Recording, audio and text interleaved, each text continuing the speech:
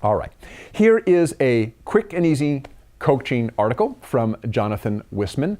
In his article, How to Quickly Evaluate Coaching Needs by Being Boss, B-O-S-S, Wisman points out that a coaching challenge manufacturers often face is that we often end up coaching about something that happened recently. Something goes on and now we feel we have to kind of bring that employee up to speed. Or maybe it's something that most stands out in our mind. And doing this rather than coaching on what would most affect the future results of the person we need to coach. And in other words, our coaching is often more reactive than proactive. And as we know, reactive anything is never the best way to do something. You really want to be proactive in what you're doing. That includes coaching. So what do? Well, Wisman gives 4 suggestions for coaching wrapped around the acronym BOSS, B-O-S-S, for behavior, outlook, skills, and stature. And we'll kind of go over those real quick here. So first up is behavior.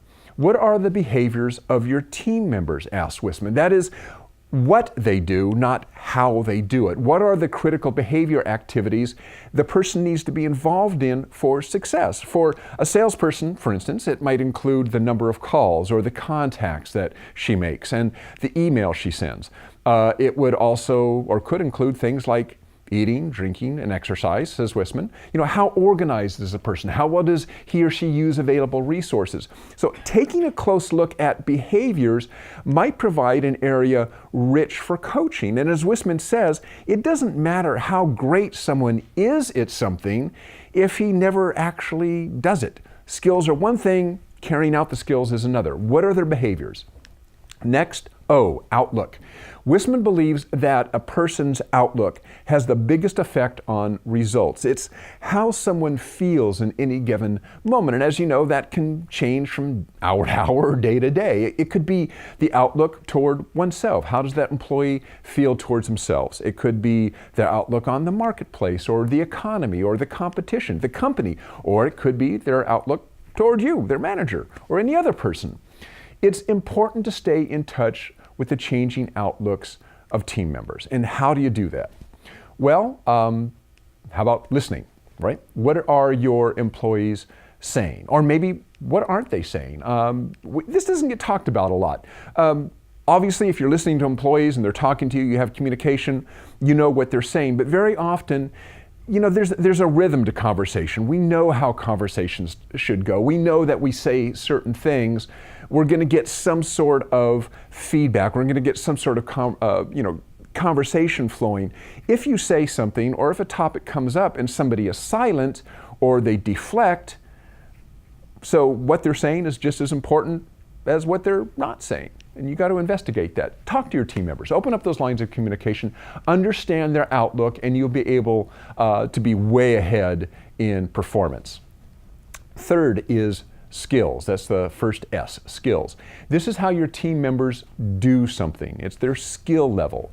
This could be sales skills, their use of technology, really anything that pertains to them doing their job well. People can be working hard, but not effectively. That adage, work smart, not hard.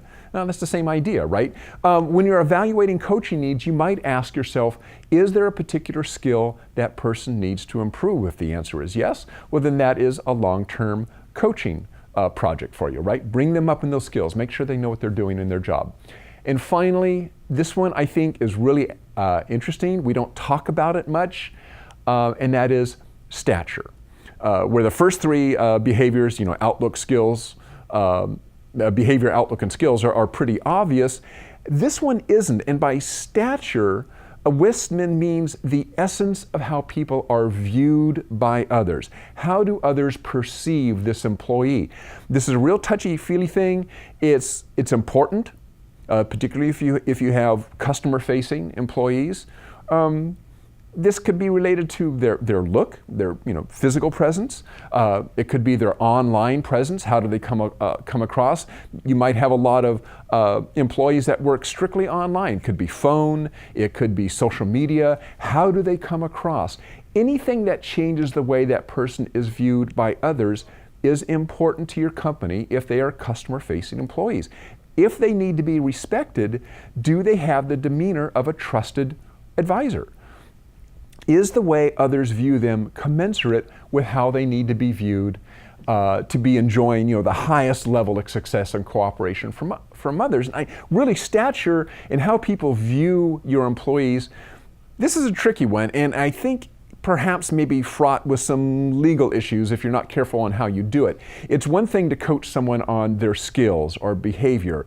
It's another thing to start talking about and bringing up how they dress or their tone. What's tone, right? I don't like your tone. What does that mean, right? And so forth. A lot of this can be as much a reflection of the manager's attitudes and perception as it is the employees.